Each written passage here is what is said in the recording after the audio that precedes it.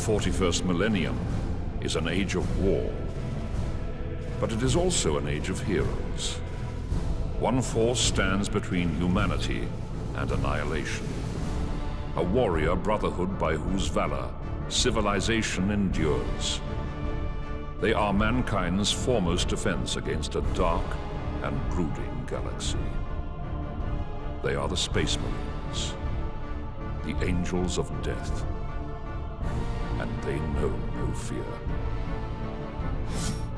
Librarians are psychers who survive a chapter's rigorous screening and training to bend the warp for the benefit of their battle brothers.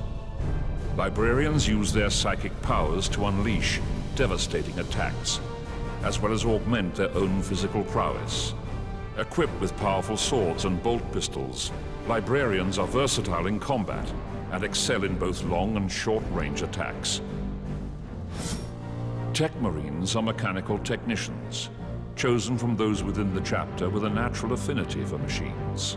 Their armor is modified to accommodate their cybernetic enhancements, such as a powerful servo arm, which can strike a nearby enemy with devastating effect. Tech Marines can also build and deploy fully automated tarantula gun turrets. A Vanguard veteran is formed from those members of a chapter's first company who have completely immersed themselves in the art of close-quarter combat. Most have completed lengthy service rotations in the chapter's assault squads, their skills tested and honed in the crucible of bloody melee on 1,000 worlds.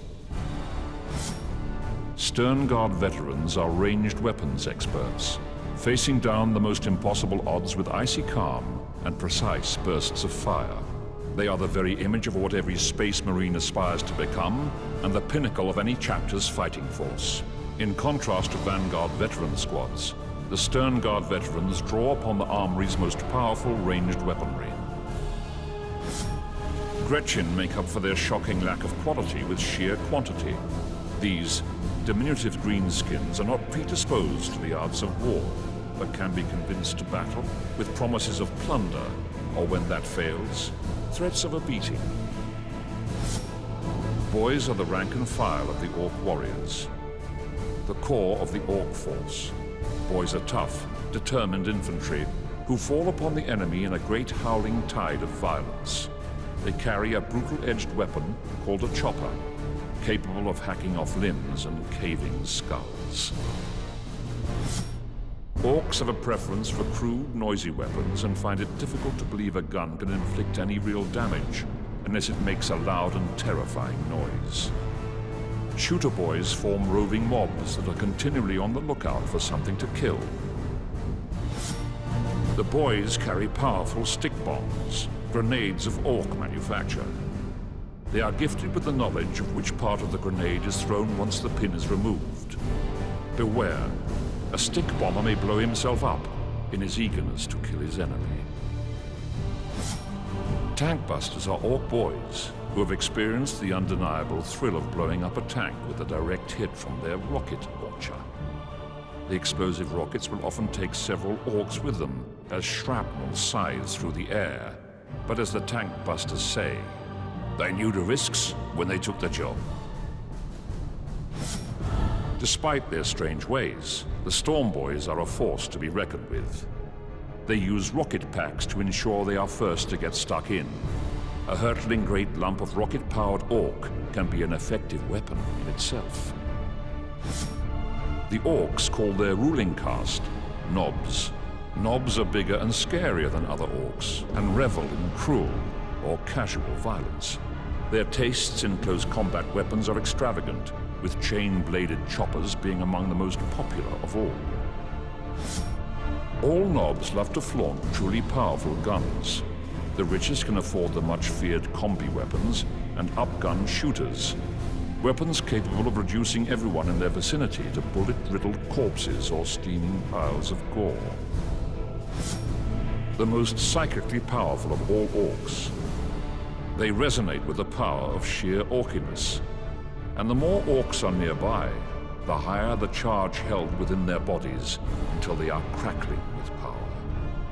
The Weird Boy may discharge in a display of pyrotechnics that may blast his enemies to pieces. The largest and most powerful of the orcs in his tribe, a bloodthirsty and battle-hardened warrior.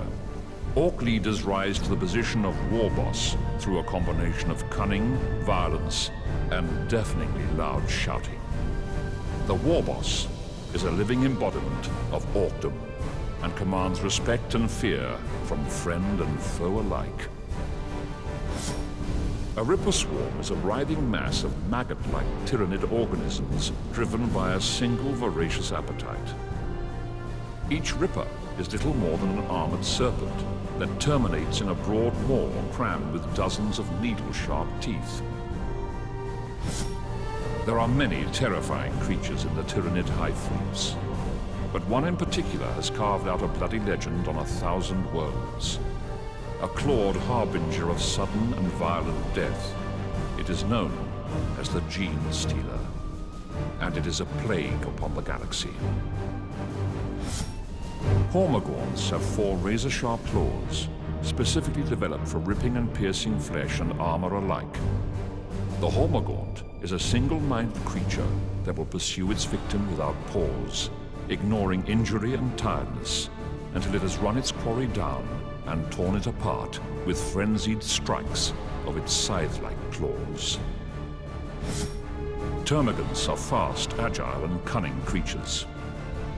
Termagants will scuttle forward on 4 legs whilst unleashing torrents of fire from the anti-personnel bioweaponry clutched in their claw-like forelimbs. They are creatures from the blackest of nightmares, unstoppable killing machines with pulsing ichor for blood, needle-sharp teeth, and darkly gleaming eyes that reveal terrible intelligence at work. The Tyrannid warrior is lithe, with reactions as swift as a whip. The Carnifex is one of the deadliest of the Hive Fleet's creatures.